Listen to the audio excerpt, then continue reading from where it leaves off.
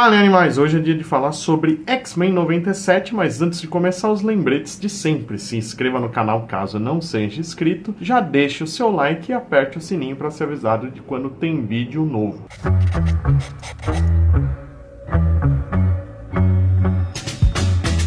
Como sempre, a gente começa pela abertura, que continua mudando episódio a episódio. A principal mudança é que a gente tem a Jean Grey de cabelo preso, como era na série original, o que prova que os 3 primeiros episódios tinham a Madeline na abertura com o cabelo solto. E a gente tem de novo cenas que remetem aos episódios da série original. A gente vê a Jubilee e o Longshot enfrentando o Mojo, o X-Factor com destaque para o Forge e também o Clube do Inferno. Esse episódio é dividido em duas histórias, né? A primeira é Motendo, que soa mal, mas é uma brincadeira misturando Mojo e Nintendo, porque aqui nesse episódio o Mojo muda de ramo, em vez de ele querer fazer programa de TV, ele faz videogames. O episódio é bem centralizado na Jubileu, que está fazendo 18 anos e quer comemorar indo para um arcade, o que faz todo sentido com a Jubileu desse desenho, já que a gente foi apresentado a ela quando ela estava jogando um arcade, lá no primeiro episódio de X-Men. Como se não bastasse ela estar com o Longshot lá na introdução, aqui também no quarto dela a gente vê uma pelúcia do herói, e no quarto dela a gente vê o console do Motendo, que parece uma mistura de Super Nintendo com Mega Drive, mas o logo puxa mais para Nintendo mesmo. A gente vê que tem um cartucho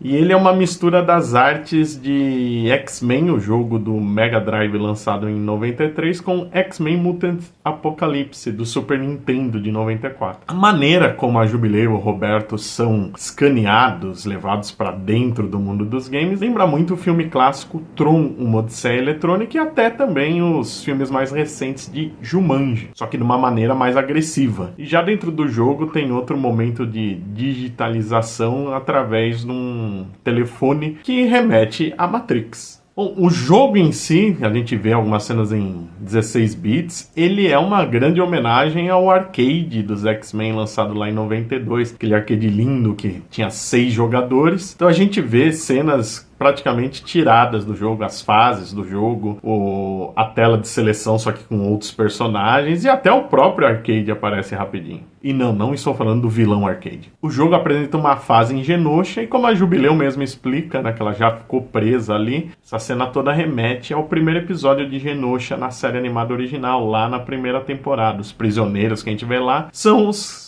personagens que estavam lá junto da Jubileu, da Tempestade e do Gambit. Mojo dá uma sacaneada na Jubileu falando que os mutantes famosos não estão disponíveis e aponta a Cristal como famosa, afinal de contas ela é uma cantora famosa, mas tem uma brincadeira aí porque a Cristal realmente era um dos personagens jogáveis desse arcade de 6 personagens e ela também nos quadrinhos teve muita história no mundo do Mojo ao lado do Longshot. Um pouco antes da Jubileu e do Roberto começarem a lutar dentro do jogo, a gente vê um cartaz de procurado com vários mutantes ali, e isso remete à capa de Uncanny X-Men 141, de 1981, do John Byrne, que é a famosa história do Dias de um Futuro Esquecido, quando os sentinelas destruíram tudo num futuro possível. O episódio mostra uma simulação da Jubileu que envelheceu, e isso é inspirado num arco dos gibis do Wolverine, lá nos anos 90, quando a Jubileu era a sidekick dele. Eles vão pro mundo do Mojo e tem ali uma Jubileu envelhecida que se chama Abscissa, e ela tem um visual idêntico ao primeiro usado por essa Jubileu mais velha no episódio. A segunda parte do episódio se chama Morte em Vida, parte 1, no inglês Life Death, que é o nome de uma história muito celebrada dos X-Men nos quadrinhos. Publicada em Uncanny X-Men 186 em 84, ela foi escrita pelo Chris Claremont e desenhada magistralmente pelo Barry Windsor Smith. E ela mostra quase tudo que está nesse episódio, todo esse relacionamento complicado do Forge com a Tempestade, o drama dela sem os poderes, ele querendo ajudar ela mesmo tendo culpa no cartório, o início do romance dele. Na casa do Forge a gente vê algumas fotos, a gente vê ele com o X-Factor, que já apareceu na série original, e é interessante notar que foi uma adaptação um pouco confusa para quem é fã do X-Factor, porque toda a equipe é a equipe do início da primeira fase do Peter David no X-Factor. E o Forge, na verdade, vai entrar na transição para a próxima formação, que ele se torna até líder.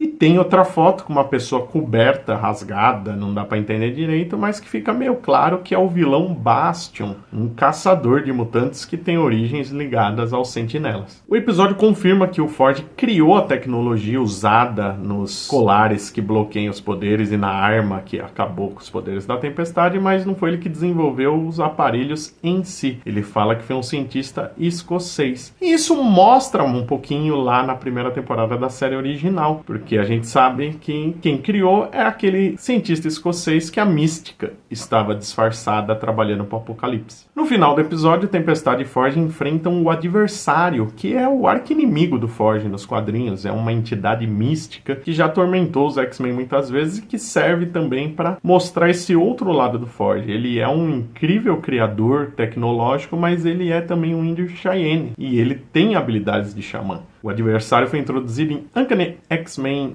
188, no ano de 1984, criado pelo Chris Claremont e o John Romita Jr. Esse episódio teve bem menos referências, então já ficamos por aqui. E lembrando de novo, se inscreva no canal, aperte no sininho para ser avisado de quando tem vídeo novo. Deixe seu like, comenta o que você está achando da série, faça as suas compras pelo link da Amazon aqui na descrição e até o próximo vídeo.